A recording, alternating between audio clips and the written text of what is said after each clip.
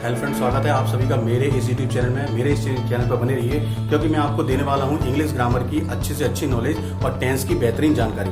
यहाँ दोस्तों आज हम बात करने वाले हैं डेली लाइफ के कुछ यूज करने वाले सेंटेंसेस के ऊपर।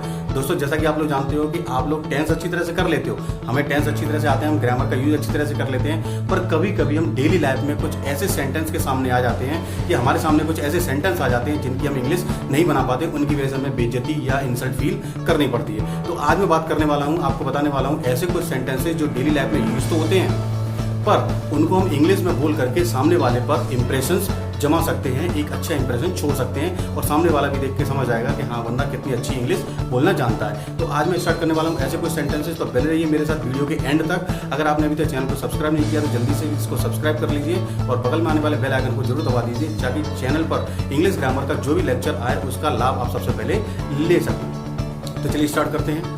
तो देखिए सबसे पहला जो हमारा सेंटेंस है इंग्लिश स्पीकिंग का वो है मैं कभी कभी तो आता हूँ।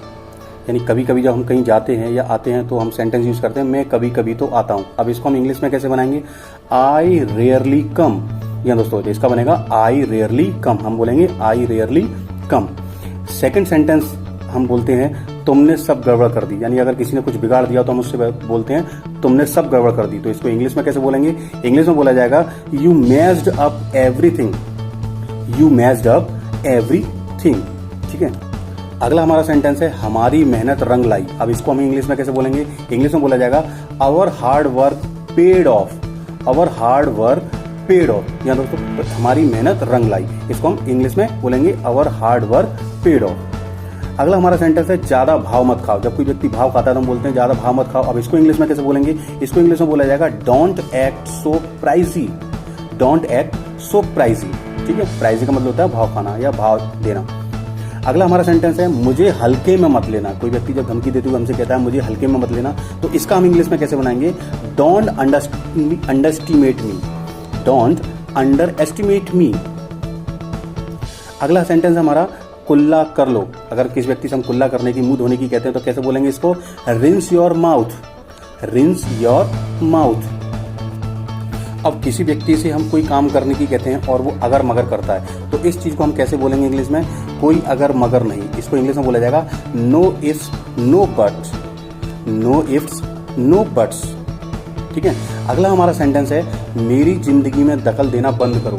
इसको इंग्लिश में हम कैसे बोलेंगे? Stop interfering in my life. Stop interfering in my life. अगला हमारा सेंटेंस है चाय ठंडी हो रही है। या दोस्तों इस सेंटेंस को हम इंग्लिश में कैसे बोलेंगे? T is getting cold. T is getting cold. चाय ठंडी हो रही है। अगला हमारा सेंटेंस है मैं चोटी बना रही हूं या मैं चोटी कर रही हूं, तो इसको हम इंग्लिश में कैसे बोलेंगे? इसको इंग्लिश में बोला जाएगा I am plaiting my hair.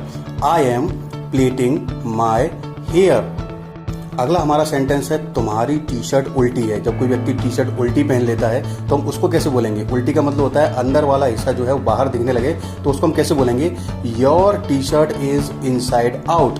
Inside out means बाहर वाला हिस्सा, अंदर वाला हिस्सा बाहर। तो इसको सेंटेंस में बोलेंगे your T shirt is inside out. Your T shirt is inside out. हमारा नेक्स्ट सेंटेंस है मैं आपका काम करवा दूंगा। कोई व्यक्ति हमसे काम करवाने की कहता है तो इसको इंग्लिश में कैसे बोलेंगे? इसको इंग्लिश में बोला जाएगा I will get your work done.